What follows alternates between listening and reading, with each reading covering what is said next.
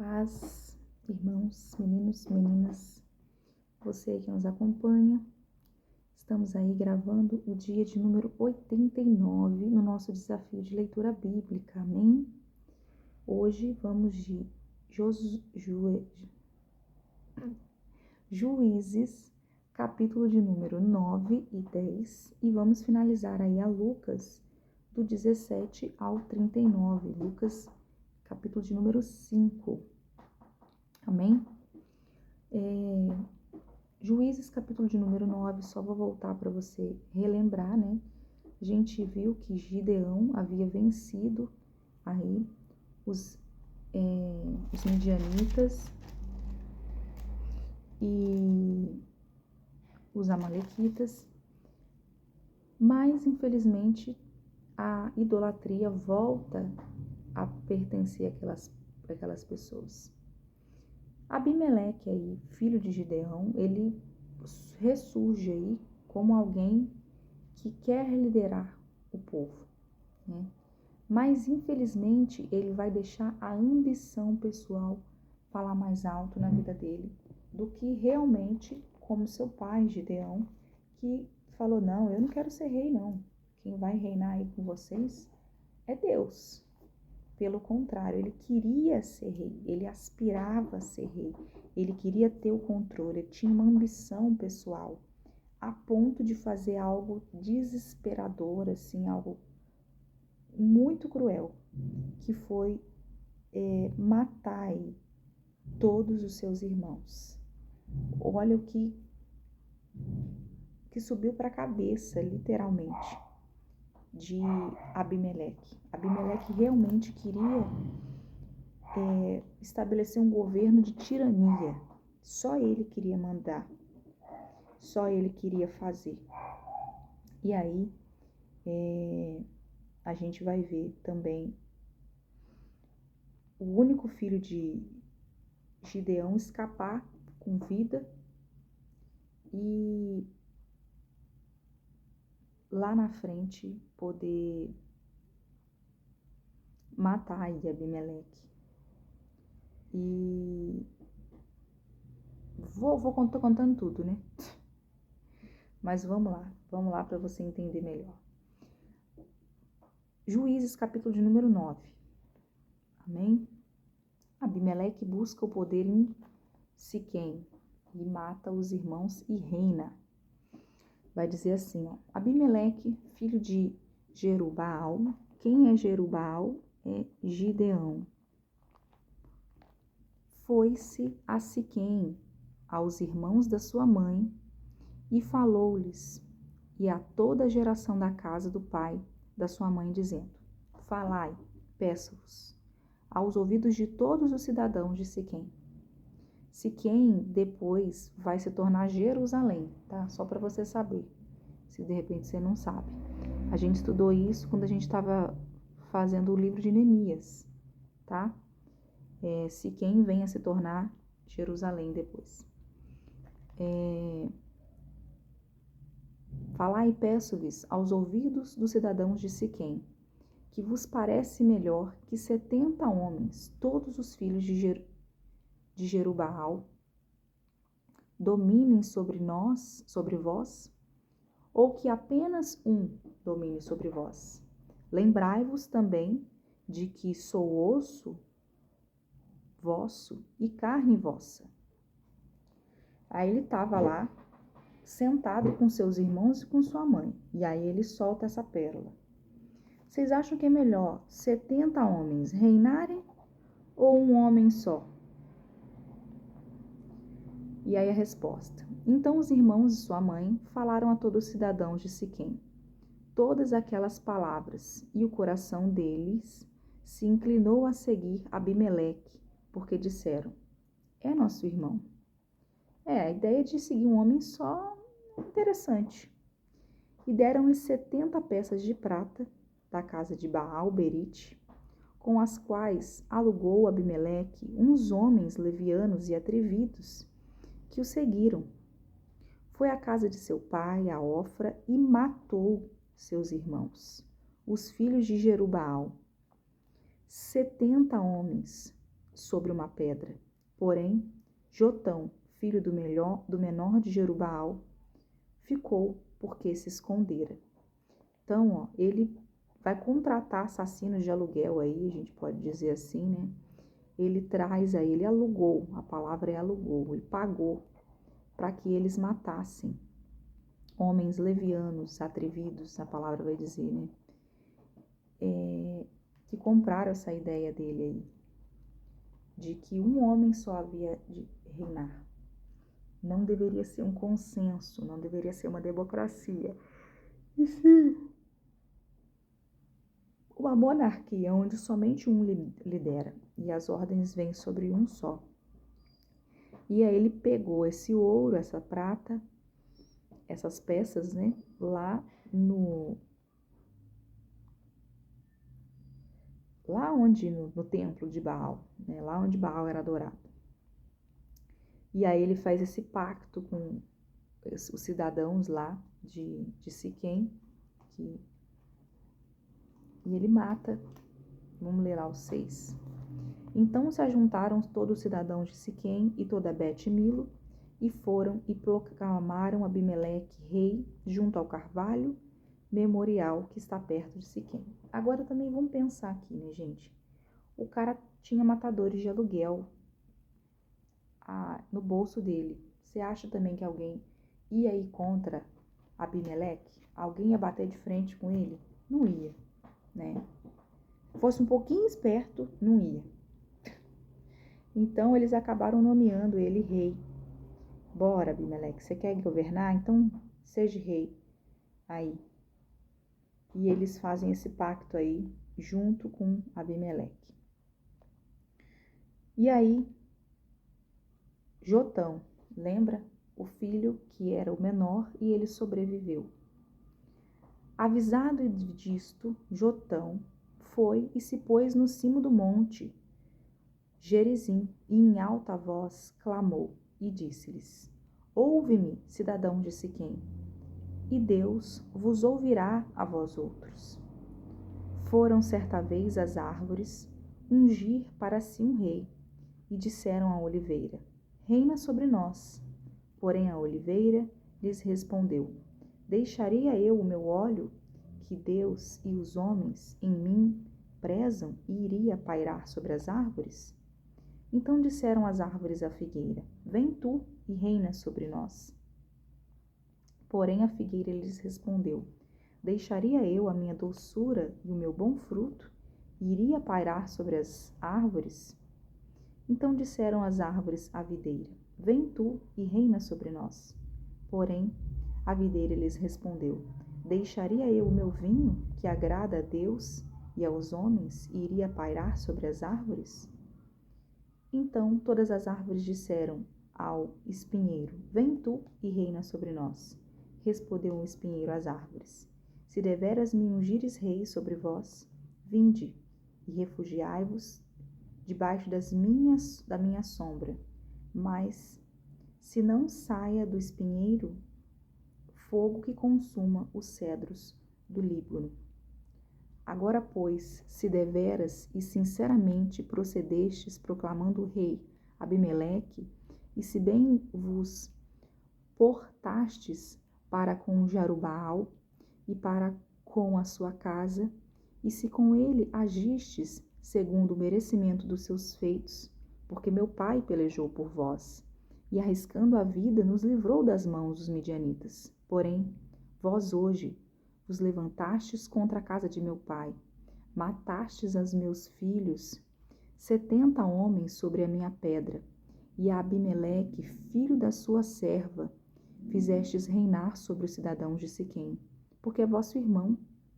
Se deveras e sinceramente procedestes hoje com Jerubaal, com Gideão e com sua casa, alegrai-vos com Abimeleque, que também se alegre convosco. Mas, se não, saia fogo de Abimeleque e consuma os cidadãos de Siquém e Bet-Milo, e saia fogo dos cidadãos de Siquém e Bet-Milo que consuma Abimeleque. Fugiu logo Jotão e foi-se para Ber, e ali habitou por temer teu irmão Abimeleque. Então, ó, é praticamente como se ali fosse tida uma parábola, né? Olha só, Jotão aí ele vai dizer que nem as árvores, nem a figueira, nem a videira, nem o pinheiro, nenhum deles deixou de servir a Deus. Mas compara a vida de Abimeleque como de um espinheiro. Um espinheiro para que serve? Para nada. Serve só para ferir, só para... nem sombra ele faz, só para causar discórdia. E aí ele ora, né? Ele clama a Deus, fala assim que o Senhor seja com ele e que clama também ao povo de Siquém ali, né? Para que eles não deixem Abimeleque ser rei, para que eles olhem, para que eles se lembrem do que Gideão fez uma vez pela casa de Siquém, que vem se tornar Jerusalém depois. Gideão pelejou, ele lutou contra vocês. Gideão venceu os midianitas. Vocês vão deixar Abimeleque reinar? Vocês se alegram com isso? Sinceramente, se vocês fizerem isso, saiba que fogo vai cair do céu e vai consumir a vocês. É a oração dele, ele pede para que assim seja.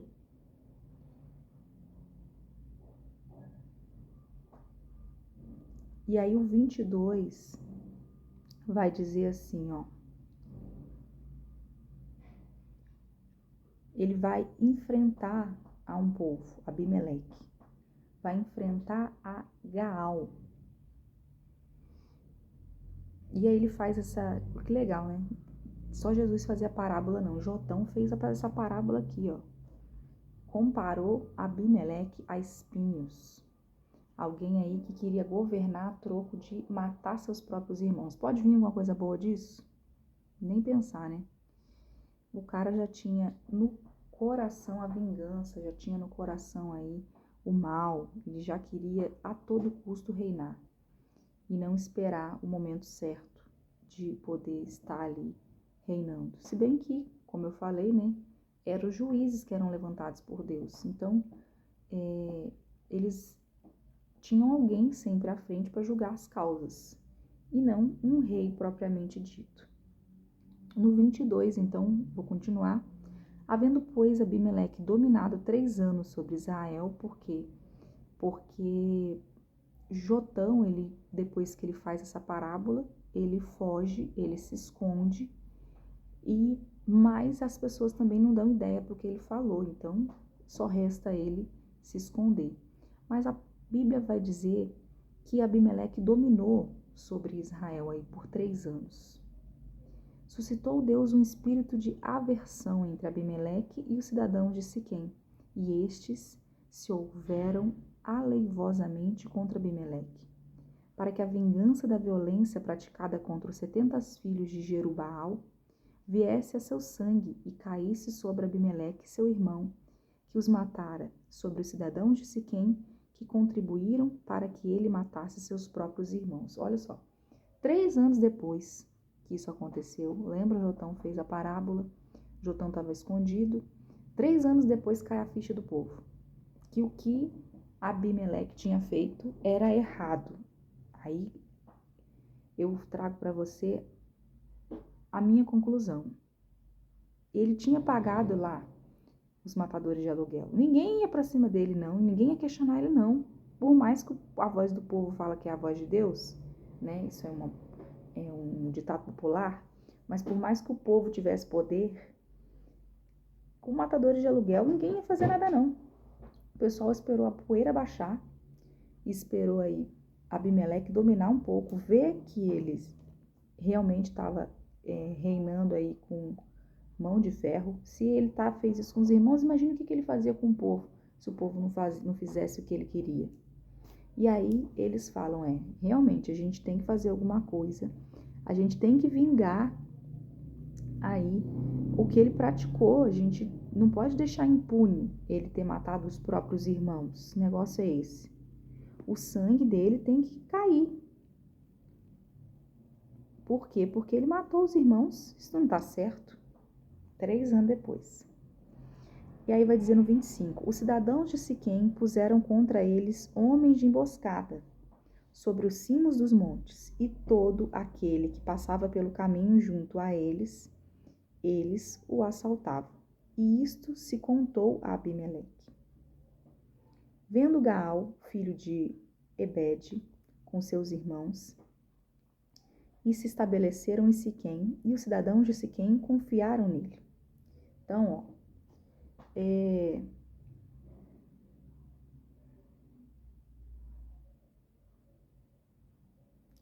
tinha uma galera lá que estava assaltando também, que estava roubando os cidadãos. Ficava lá no monte e toda vez que eles passavam, assaltava. E aí eles levaram também essa queixa para Abimeleque. E quem veio fazer alguma coisa? Gaal. Quem era Gaal? Filho de Ebede, com seus irmãos, se estabeleceram em Siquém, e cidadãos de Siquém confiaram nele. Saíram ao campo e vindimaram as suas vinhas, pisaram as uvas, fizeram festas e foram à casa de seu Deus, comeram e beberam, e amaldiçoaram a Abimeleque. Disse Gaal, filho de Obed: quem é Abimeleque? E quem somos nós de Siquém para que o sirvamos? Não é porventura filho de Jurubal? Não é Zelur o seu oficial? Servia antes aos homens de Amor, pai de Siquém. Mas nós, por que serviremos a ele? Quem dera tivessem este povo sobre a minha mão, e eu expulsaria Abimeleque e lhe diria: multiplica o teu exército e sai. Então Gaal também era um cara assim meio... Um cara que gostava de uma briga. Porque vai dizer que eles estavam comendo e bebendo num lugar e que eles tinham feito uma festa. E lá eles estavam a praguejar Abimeleque. Também não eram bons moços, não. Gaal, não pense você que era alguém que veio aí querer se levantar a favor de Israel e lutar a favor de Deus. Não. Ele veio aí para afrontar Abimeleque. E o povo, já que já estava sofrendo na mão de Abimeleque, resolveu se juntar aí a apoiar a Gaal. E aí ele levanta tipo um motim, né? Ele fala: quem é Abimeleque a quem somos nós, Siquém? Gente, nós somos uma cidade, olha o nosso tamanho. Nós somos muito maiores do que eles. Do que eles, que eu falo assim, do que Abimeleque. Nós podemos ir contra ele. Ele é filho de Gideão? É. Zebu é seu oficial? É. Mas nós, por que a gente serve a ele? O que ele fez de bom pra gente? Quem vai fazer alguma coisa de bom sou eu. Gaal falando. Eu vou expulsar Abimeleque. Vocês vão ver. Eu vou expulsar esse cara daqui. Já que já estava ruim com Abimeleque, o pensamento do povo foi: qual o problema então botar Gaal no lugar? Bora com Gaal, né? E aí o verso 30 vai dizer, ouvindo Zebu, governador da cidade, as palavras de Gaal, filho de Obed, se acendeu em ira e enviou astutamente mensageiros a Abimeleque. Tava Gaal lá, bebendo, provavelmente num bar, vou colocar assim, era uma festa. E tem sempre a galera que faz a fofoca. Zebu aí, o governador, escutando aí Gaal dizendo que ia lutar, que ia contra Abimeleque, ele corre para avisar Abimeleque. Tem um cara aqui que está se levantando contra você, está levando o povo também a fazer isso, está incitando o povo. O 31 vai dizer, enviou astutamente os mensageiros a Abimeleque dizendo: eis que Gaal, filho de Obed e seus irmãos, vieram a Siquém e alvoroçaram a cidade contra ti. Todo mundo tá levantando um motinho, ó. Levanta-te, pois, de noite, tu e o povo que tiveres contigo. Põe-te vós de emboscada no campo. Levanta-te pela manhã, ao sair do sol, e dá de golpe sobre a cidade, saindo contra ti Gaal, com a sua gente. Procede com ele como puderes. Então, ó, foge. Aproveita, meu filho, porque ele tá incitando o povo tá comprando a briga junto. Então, foge. Pega de manhã cedo e já vai embora. E aí, o que vai acontecer? O texto meu diz assim, ó. Abimeleque vai enfrentar a revolta de Gaal. E Abimeleque vai vencer Gaal e os siquemitas. Eles vão vir sim. Ele vai tentar fugir de noite sim? Vai sim. Ó, vamos continuar lendo para você ver. Onde eu parei? Me perdi. O governador, então, instruiu ele para que ele pudesse fugir de noite.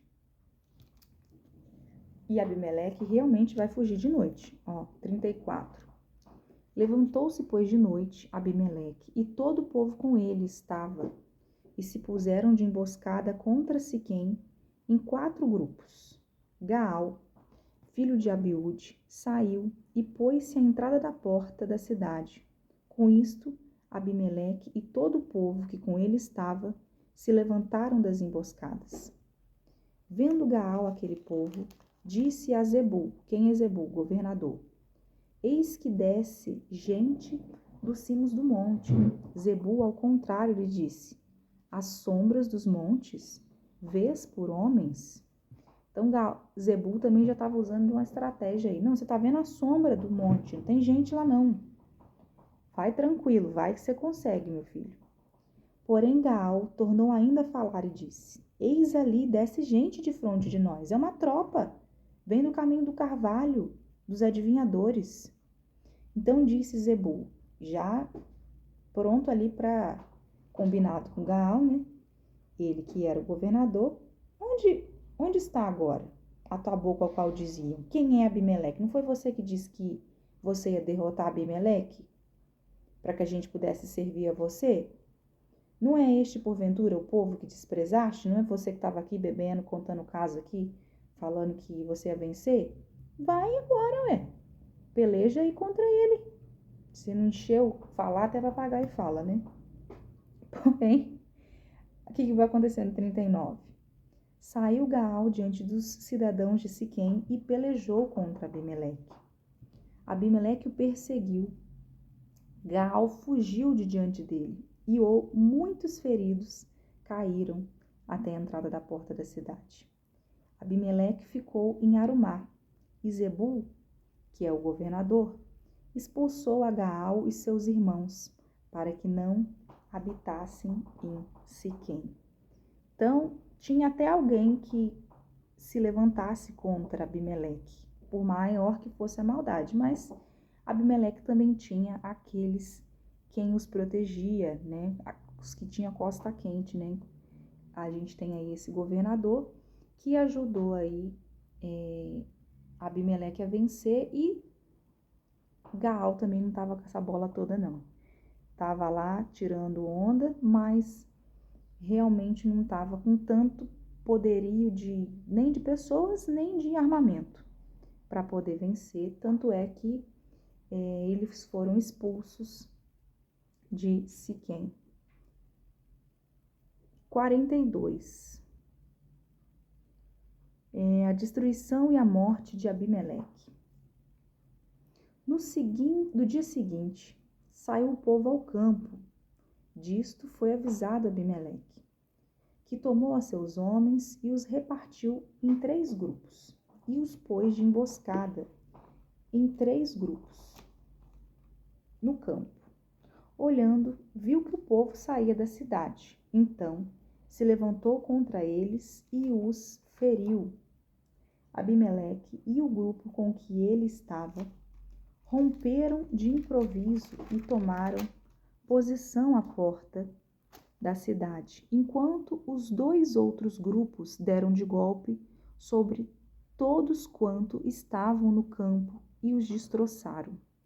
Todo aquele dia pelejou Abimeleque contra a cidade e a tomou. Matou o povo que nela havia, assolou-a e a semeou de sal. Então, Abimeleque conseguiu vencer aqueles que eram contra ele, mas depois de conquistar a terra, ele ainda fez com que ela ficasse estéril. Quando você joga sal na terra, é para que nada venha a brotar. Conquistou aquele território, mas a intenção não era plantar nada ali, era praticamente amaldiçoar aquele lugar. Ele assolou todo aquele lugar, ele conquistou, ele pelejou, ele matou, tomou a cidade para si, mas semeou de sal. Não tinha intenção nenhuma de que aquela ali fosse uma cidade, não é castelo a palavra, mas que o povo governasse ali naquela cidade, apenas que fosse mais uma conquista de território.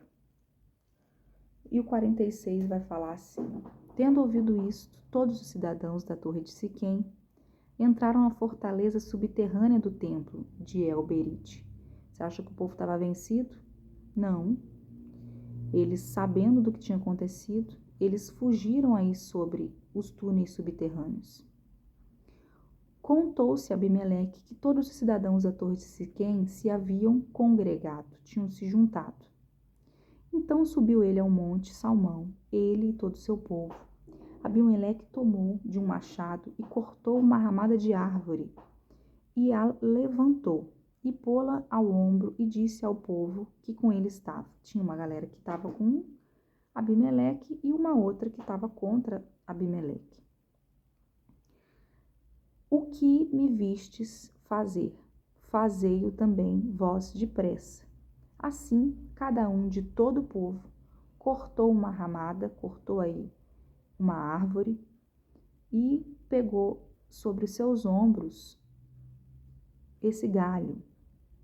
E seguiram Abimeleque e os puseram em cima da fortaleza subterrânea e queimaram sobre todos os da torre de Siquém, de maneira que morreram os 1000 homens e mulheres. Então, a torre que tinha na cidade, eles cortaram aí várias árvores e queimaram aquele lugar. E aí a palavra continua a dizer: então se foi Abimeleque a Tebes. Mais uma localidade aí, né? Cadê? Onde eu estava? Tebes, 50. E a sitiou e a tomou. Também consegue aí a cidade de Tebes. Havia, porém, no meio da cidade uma torre forte, e todos os homens e mulheres, todos os moradores da cidade, se acolheram a ela, e fecharam após si as portas da torre, e subiram em seu airado. E aí, Abimeleque veio até a torre, pelejou contra ela, e se achegou até a sua porta para incendiar. Porém, certa mulher lançou uma pedra superior de moinho sobre a cabeça de Abimeleque e lhe quebrou o crânio. Então chamou logo ao moço, seu escudeiro, e lhe disse: desembainha tua espada e mata-me, para que não se diga de mim: mulher o matou. O moço o atravessou e ele morreu. Então Abimeleque acabou aí sendo morto por uma mulher que lançou uma pedra quando ele estava aí tentando conquistar aí mais um local, e ele quebrou a cabeça, vou botar assim, quebrou o crânio. Pedra na cabeça, né? É pesado, né? Você já levou a pedrada? Não, você não levou pedrada. Mas uma pedra é algo muito pesado. As pedras provavelmente eram algo que eram lançados ali ou simplesmente jogados pelos muros para evitar que as pessoas entrassem. Falou que ele estava na porta, então essa mulher rapidamente empurrou essa pedra e ele teve a cabeça quebrada. Mas ainda nos últimos instantes de vida, ele ainda pede para ser morto e por seu escudeiro, e seu escudeiro cumpre aí o seu pedido e atravessa a espada por sobre Abimeleque. 55. Vendo, pois, os homens de Israel que Abimeleque já estava morto, foram-se cada um para sua casa. De repente, todo mundo que estava guerreando entre si ali, todo mundo do mesmo lugar, mas cada um com pensamento, parece ser direita e esquerda, né? Parece política. Aí acabou. Não tem mais motivo essa guerra doida. Cada um vai para sua casa, ele já morreu.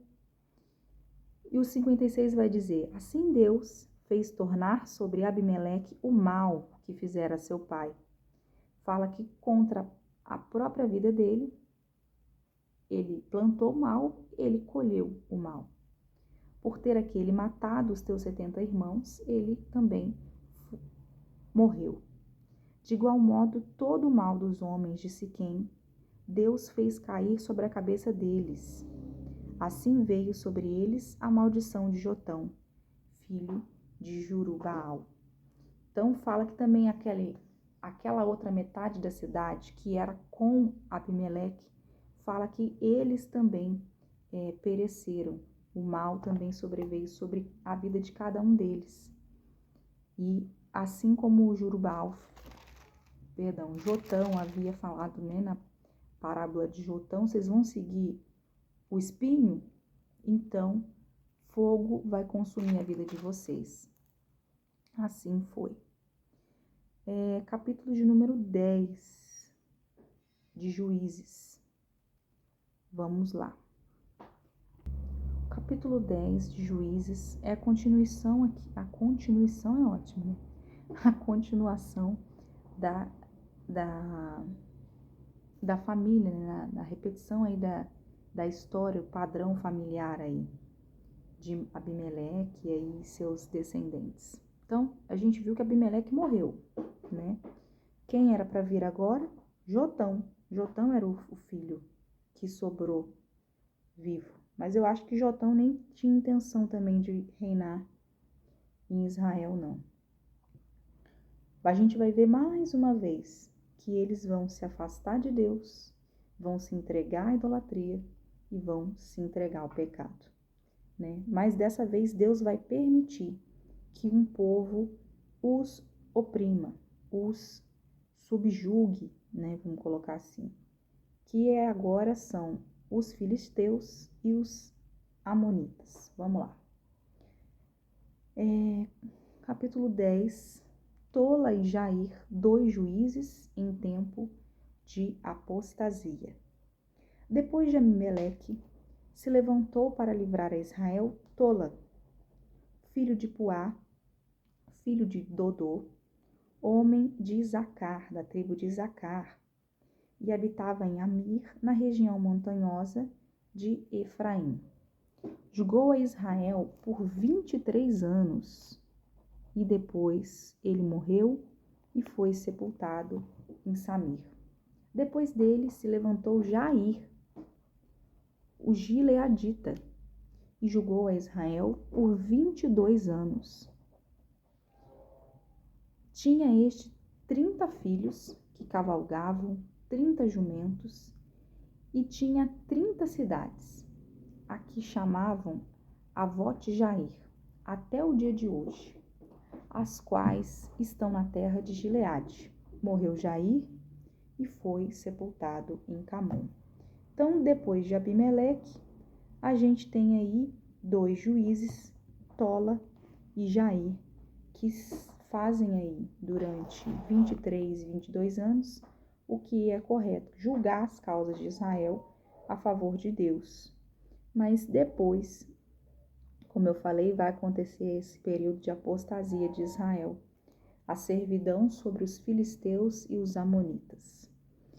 Vai dizer no verso 6: tornaram os filhos de Israel a fazer o que era mal. Morreu o juiz, bom, volta todo mundo a fazer tudo errado de novo. Muitos altos e baixos, né? E serviram a Baalins, serviram ao deus Baal e a Astarote. Quem é Astarote? Já falei outra vez. Astarote é Afrodite. Astarote é deusa do amor, que a gente conhece na literatura grega, nas nossas histórias de escola, mas não tem nada de linda, maravilhosa, não. Astarote era uma deusa pagã que obrigava as homens e mulheres se prostituírem em adoração. A prostituição deles próprios, eles diziam que a pessoa purificava os demais através do sexo.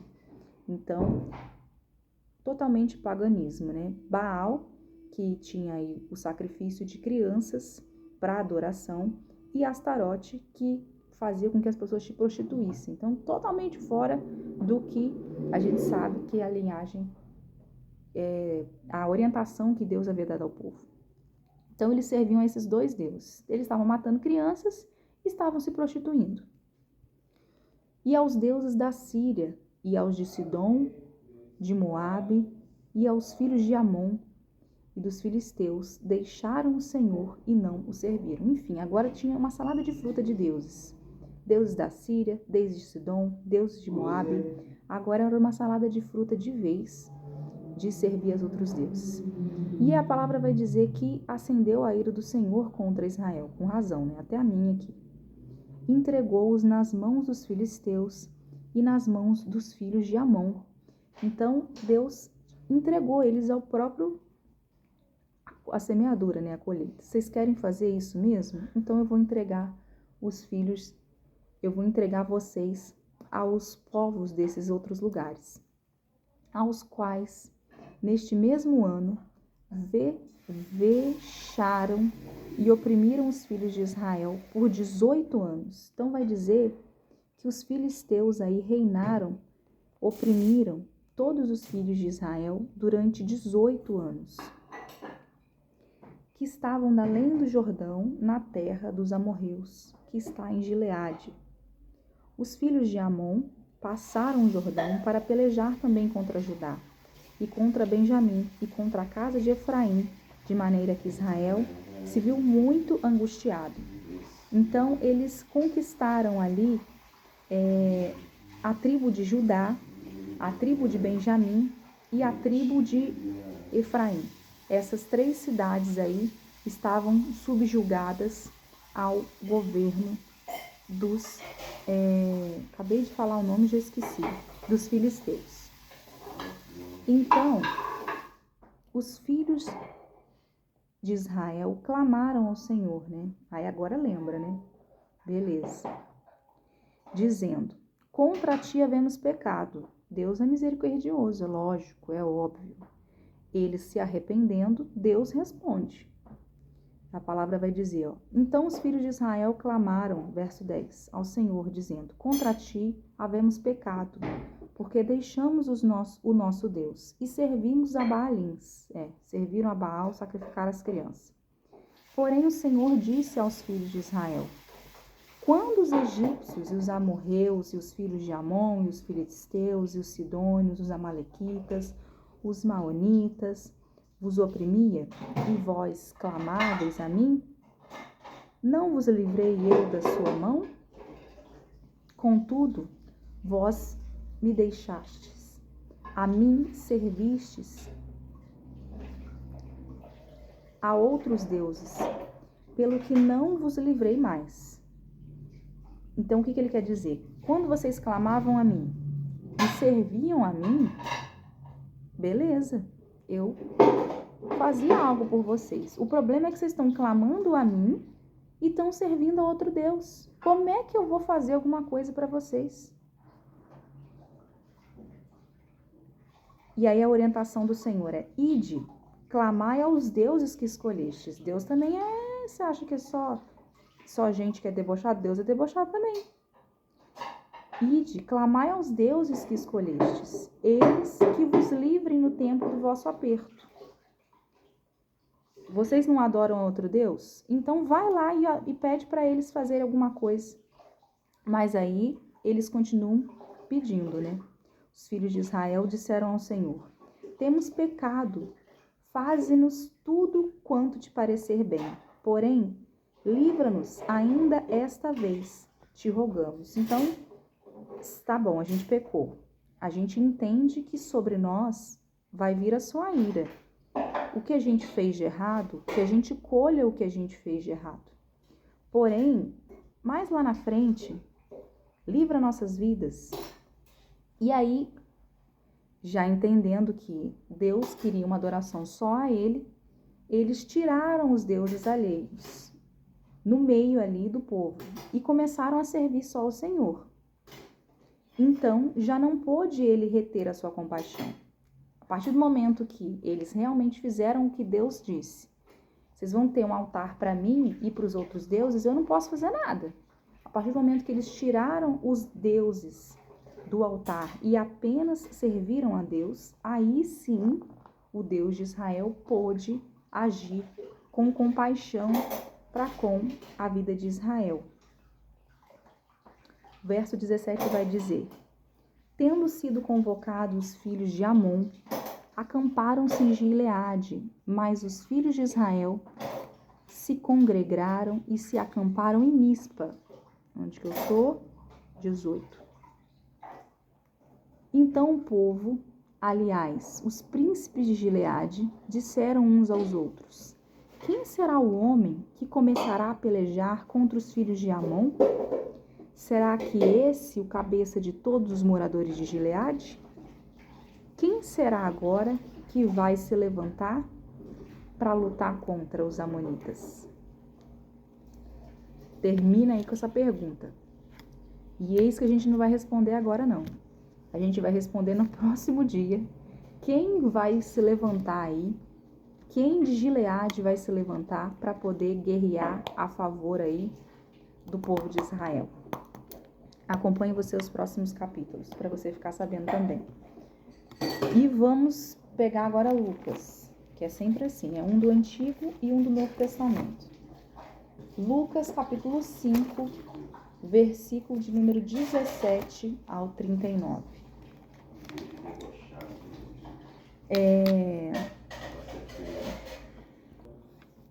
Então, Lucas, a gente viu em Lucas Deus chamando aí outros discípulos, curando aí o paralítico. Não, a gente vai curar o paralítico agora. Curando aí o homem com a lepra. E agora no 17, Jesus, vai curar o paralítico. Verso 17 vai dizer assim, ó. Ora, aconteceu que num daqueles dias estava ele ensinando e achavam-se ali assentados fariseus e mestres da lei, vindo de todas as aldeias da Galileia, da Judéia e de Jerusalém. E o poder do Senhor estava com ele para curar. Vieram então uns homens trazendo em um leito um paralítico e procuravam introduzi-lo e pô-lo diante de Jesus. E não achando por onde introduzi-lo, por causa da multidão, subindo ao eirado, ao telhado, desceram no leito por ele os ladrilhos para o meio diante de Jesus. Vendo-lhes a fé, Jesus disse ao paralítico: homem, estão perdoados os teus pecados. E os escribas e fariseus arrazoavam, dizendo: quem é este que diz blasfêmias? Quem pode perdoar pecados, senão Deus? Jesus, porém, conhecendo-lhes os pensamentos, disse-lhes: que arrazoais em vosso coração? Qual é mais fácil dizer: estão perdoados os teus pecados? Ou levanta-te e anda? Mas, para que saibais que o Filho do Homem tem sobre a terra autoridade para perdoar pecados, disse ao paralítico: eu te ordeno, levanta-te, toma o teu leito, vai para casa. Imediatamente se levantou diante dele e, tomando o leito em que permanecera deitado, voltou para casa, glorificando a Deus. todos ficaram atônitos, davam glória a Deus e, possuídos de temor, diziam: hoje vimos prodígios, vimos milagres. Então, primeiro você vê aí amigos de verdade, né? Pegaram, passaram esse homem pelo telhado, né? Mas eu acho que também não tinha acesso ali a deficiente físico, não. Brincadeiras à parte, porque tinha muita gente mesmo no lugar. E as pessoas não queriam. Imagina, você vai às vezes acompanhar uma multidão aí de pessoas. Vai acompanhar alguém que está dando uma palestra, uma pessoa interessante. E aí tem uma multidão de pessoas. Dificilmente você consegue lugar lá na frente. E aqui era a mesma coisa, né? O palestrante era Jesus. Quem já estava lá na frente não queria dar lugar. Então foi preciso aí abrir esse buraco no teto. Só que o teto era diferente, né? O teto era feito de junco, de galho. Então era mais fácil fazer um buraco no teto. Você não vai conseguir fazer um buraco no teto hoje, né? Os telhados de Jesus ali, as vigas eram de madeira, né? E não tinha esse forro que a gente tem hoje, esse material de cimento e tijolo. Então, foi mais prático para fazer um buraco aí, não na parede que a gente tem atualmente. Então, eles desceram esse homem e aí Deus, Jesus aí, vem a curar esse paralítico. E mais uma vez aí os escribas e fariseus estão sempre no meio, né? Engraçado. Eles sempre questionam, mas eles estão sempre lá. Eles estão sempre assistindo, eles estão sempre acompanhando, eles estão vendo ali e estão questionando. Eles não aceitavam que ele fosse filho de Deus, mas eles viam eles fazendo os milagres e não entendiam. Eles simplesmente questionavam: esse homem está blasfemando, esse homem está falando coisas sem sentido. Mas quando ele fazia os milagres, aí ninguém falava mais nada, né? Ninguém falava: nossa, realmente, eis aí o Filho de Deus. Sumia todo mundo. Enfim, né? Detalhes à parte. Verso 27, a gente vai ver aí Mateus, né? Que tem primeiramente o nome de Levi, mas depois a gente vai ver o nome dele aí ser chamado Mateus. Ele ser convidado aí para participar dos discípulos. Vamos ver aí, Passadas estas coisas, saindo, viu um publicano chamado Levi, um cobrador de impostos, né? Alguém que tinha a mesma fé ali do povo, não é povo de Israel. Israel, a diferença entre os povos de Israel, entre o povo hebreu e agora que eu esqueci o nome aqui. Mas peraí que eu já volto. Então, só para você entender, todos os três são a mesma coisa, só que falado em períodos diferentes. Quando a gente fala do pessoal nômade, quando a gente fala quando eles, no Antigo Testamento, ali, quando o povo era subjugado pelo faraó, ali a gente usa o termo povo hebreu. Eles vêm depois, eles são descendentes de Jacó, que tem depois seu nome trocado para Israel. Então, aí, depois que eles passam por esse período no deserto, o povo hebreu, eles são tidos como o povo israelita, os descendentes de Israel.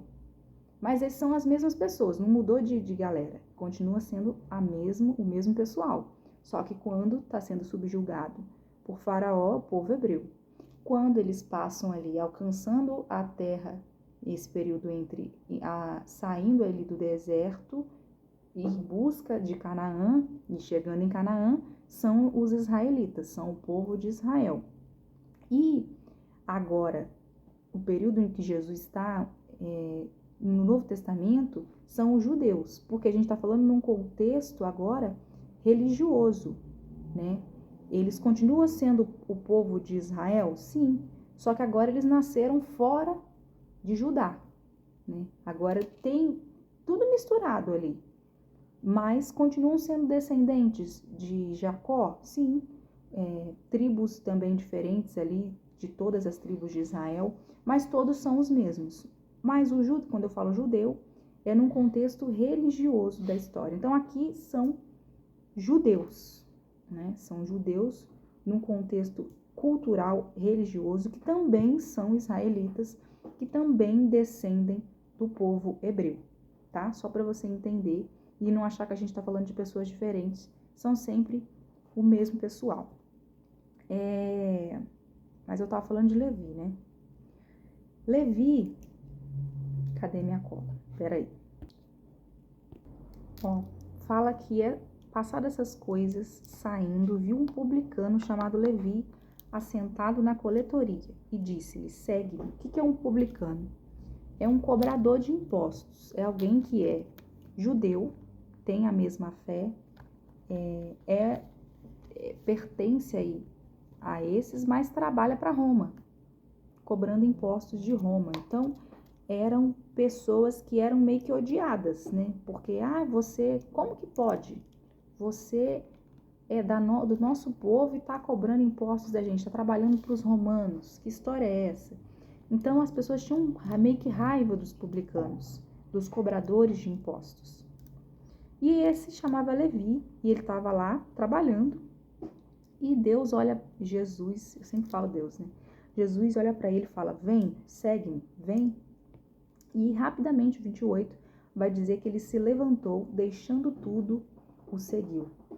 Então, ofereceu Levi um grande banquete, ele fez uma festa. Mateus aí, Levi, seja como você queira chamá-lo, fez uma festa e chamou outros cobradores de impostos. E todos eles entraram ali naquela casa dele, comeram com ele.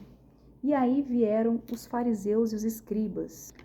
Só para você entender, eram meio que também duas pessoas com o mesmo entendimento, só que com posições diferentes e um pouco de política envolvida.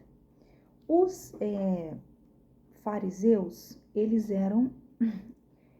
acompanhavam a Torá. A Torá são os 5 primeiros livros da Bíblia: Gênesis, Êxodo, Levítico, Números e Deuteronômio.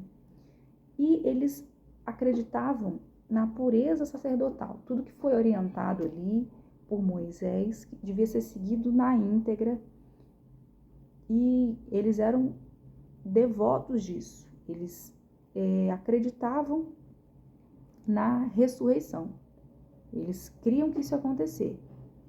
Já os escribas, eles eram mestres e doutores da lei, não somente da Torá, mas também dos outros livros que os judeus têm para si como a Bíblia, né? A Bíblia para nós, cristãos, protestantes, tem 66 livros. Já para os judeus, tem alguns menos, né? Mas a maioria, eles batem em si, eles são parecidos com o nosso, quase todos. Só para você poder entender, os judeus, eles creem na Torá, que eu falei que são os 5 primeiros, né? Os Nevins, aí Gênesis, Levítico, Deuteronômio, Josué, Juízes, Samuel, Reis. Aí os profetas maiores, Isaías, Jeremias, menores, Ezequiel, Oséias, Joel, Amós, Obadias, Miqueias, Naum, Abacuque, Sofonias, Ageu, Zacarias e Malaquias. E o Ketuvim, que é Ruth, aí também o Antigo Testamento, 1ª, 2ª Crônicas, Esdras, Neemias, Ester, Jó, Salmos, Provérbios, Eclesiastes, Cantares, Lamentações e Daniel. Então, basicamente, o Antigo Testamento todo pertencem aí a nós e aos judeus. Só que, como eles não têm Jesus como o Messias, eles não acreditam no que para nós é o Novo Testamento. Então, isso diferencia nós dos judeus, né? Mas nós cremos em Deus e também perdi o que eu ia falar. Mas, enfim, isso aí diferencia nós deles. Mas, em contrapartida, nós cremos no mesmo Deus, né? Só que eles ainda aguardam o Messias deles. Eles acreditam que o Messias ainda há de vir. E aí tem uma profecia para nós, que para quem acredita, né, no Novo Testamento, todos os cristãos que acreditam que Jesus Cristo é o Messias, que provavelmente o Messias dele possa vir a ser aí o anticristo, né? Porque fala que eles vão reconstruir o Templo de Salomão e que haverá um momento em que essa pessoa, no livro de Apocalipse, vai se levantar como alguém a governar o mundo, trazer paz mundialmente. Então, inicialmente vai ser algo muito bom, mas mais lá na frente vem a ser algo muito ruim. Mas aí isso a gente vê depois quando a gente chegar lá no Apocalipse. Hoje eu tô pra frente, hoje o negócio tá... eu tô indo e voltando, né? E a gente falou aí dos fariseus, né? E dos escribas. Fariseus e os escribas. Então, os fariseus, eles acreditam na Torá, acreditam na pureza sacerdotal e acreditam na ressurreição. Mas eles também pertencem a um partido político, né? Só que eles são muito hipócritas, porque eles falam e creem em tudo isso aí, pureza, ressurreição, mas eles não praticam nada disso. Eles decoram um monte de coisa, mas viver o que eles estão falando, eles não vivem. Eles só sabem de cabeça um monte de coisa. E isso não acontece também com muitos cristãos. Às vezes eles arrotam santidade, mas não vivem o evangelho. Isso também acontece com todo mundo. Não vamos generalizar. Mas isso também acontece com cristão. Se ele não ficar cheio de si próprio, se ele deixar o ego tomar conta dele mesmo, ele também acaba virando um fariseu. E, como eu falei, os escribas eram pessoas que estavam interpretando a lei, mestres da lei, né?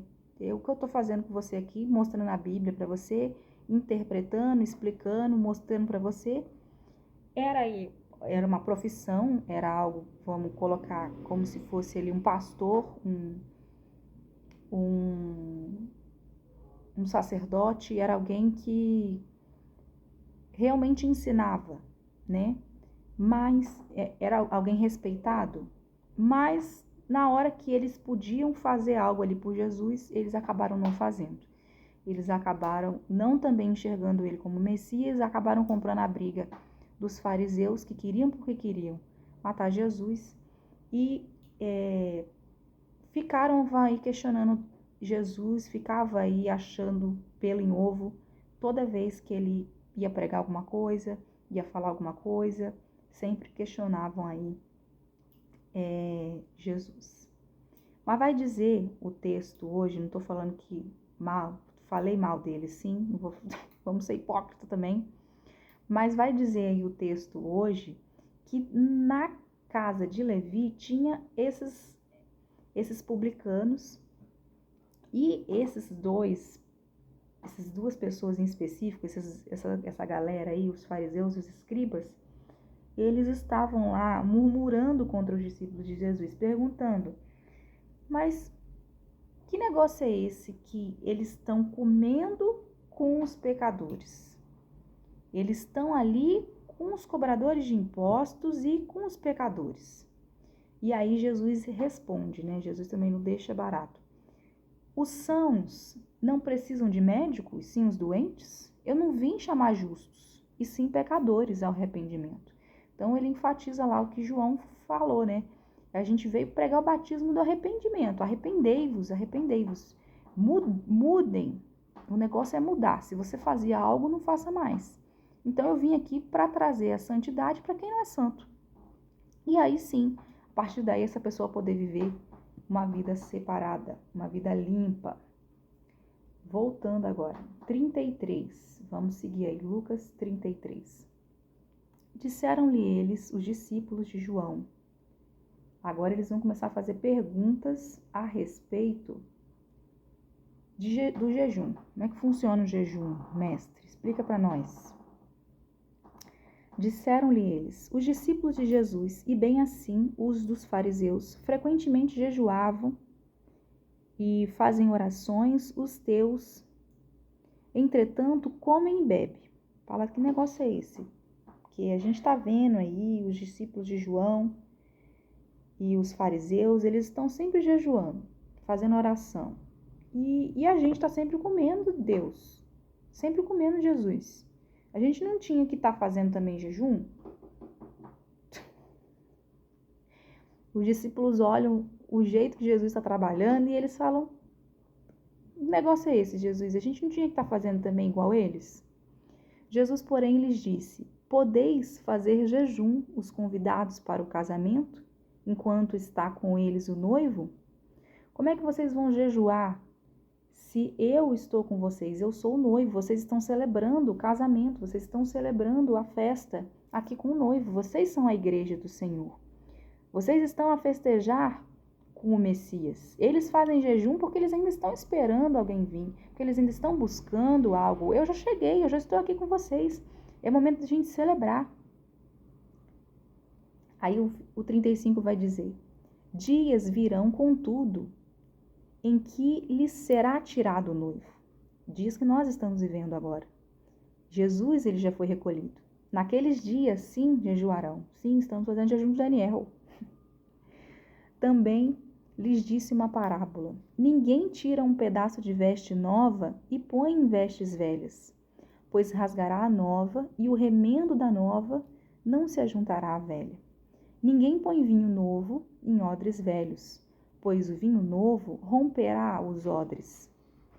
Entornar-se-á o vinho e os odres se estragarão. Pelo contrário, vinho novo deve ser posto em odres novos, e ambos se conservam. E ninguém, tendo bebido o vinho velho, prefere o novo, porque diz: o velho é excelente. As duas analogias, quando ele fala de vinho novo, vestes novas, né? Ele primeiro fala, né? Ninguém pode tirar um pedaço de vestes novas e pôr em vestes velhas. Então, eu estou trazendo para vocês um conceito novo de ministério. Eu estou trazendo para vocês algo novo, algo transformador. Eu estou trazendo para vocês um novo ensinamento, uma nova era. Não pode estar presa aí nesse sistema antigo, na religiosidade, baseado só em práticas externas e não em movimentos em que mude o seu interior. É isso que Jesus fala quando fala dos odres velhos, vestes velhas. Então, se você tem um pensamento arcaico de que você tem que se manter somente praticando o que tem o ensinamento da lei, mas você não muda de fato o seu interior, lembra do que a gente falou dos fariseus e dos escribas?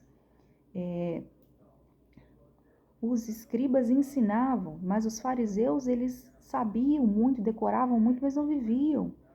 Então, de que adianta entender, falar, repetir, se a gente não deixa o evangelho transformar? Então, não se pode pôr vinho novo em odres velhos.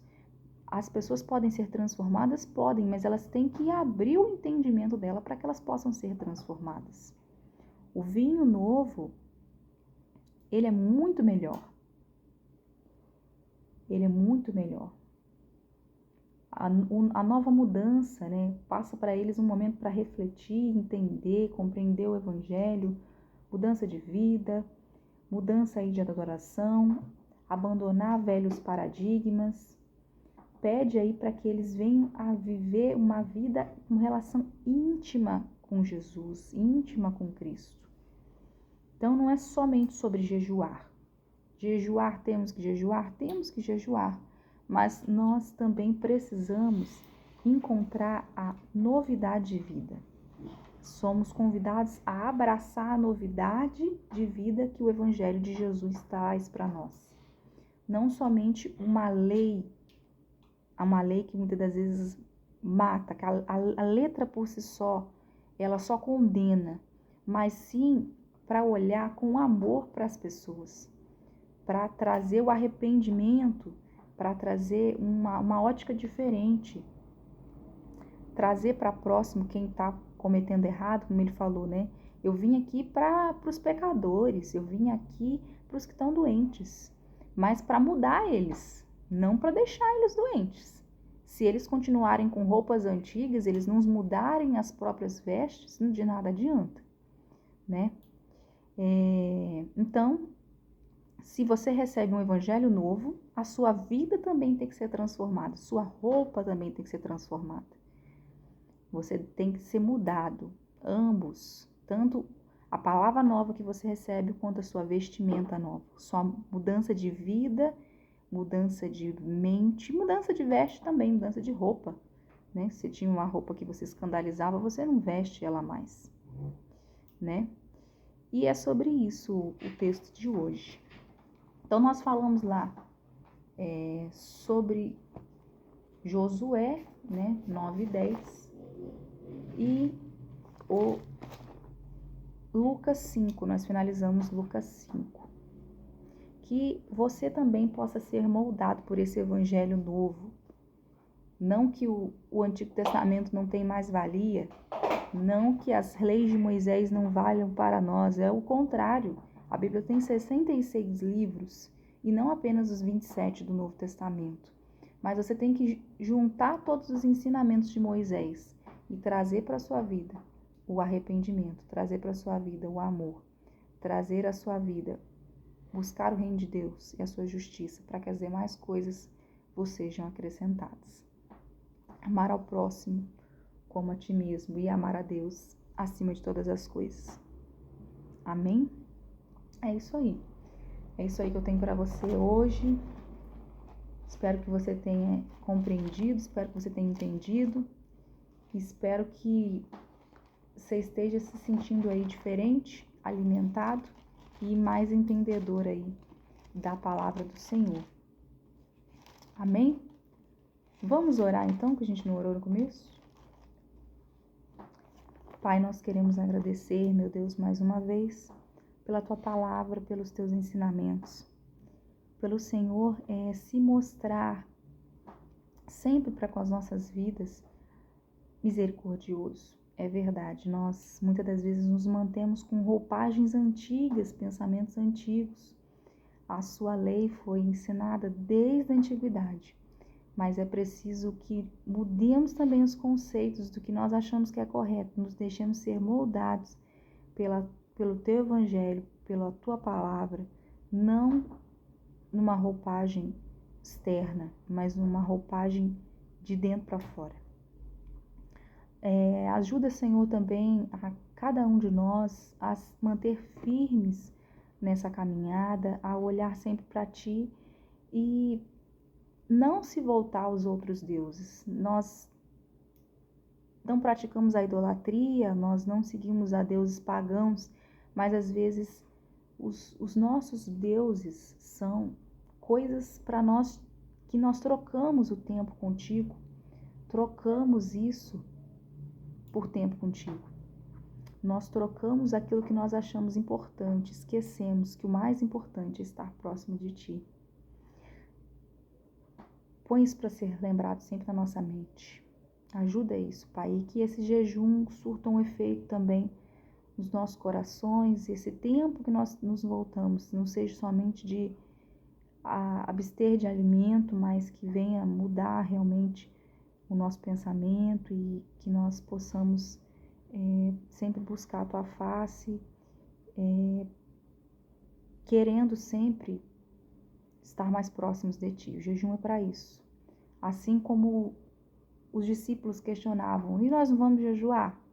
Sim, nós vamos jejuar, mas vocês estão agora com o noivo. Hoje nós não temos mais o noivo conosco. O noivo foi recolhido.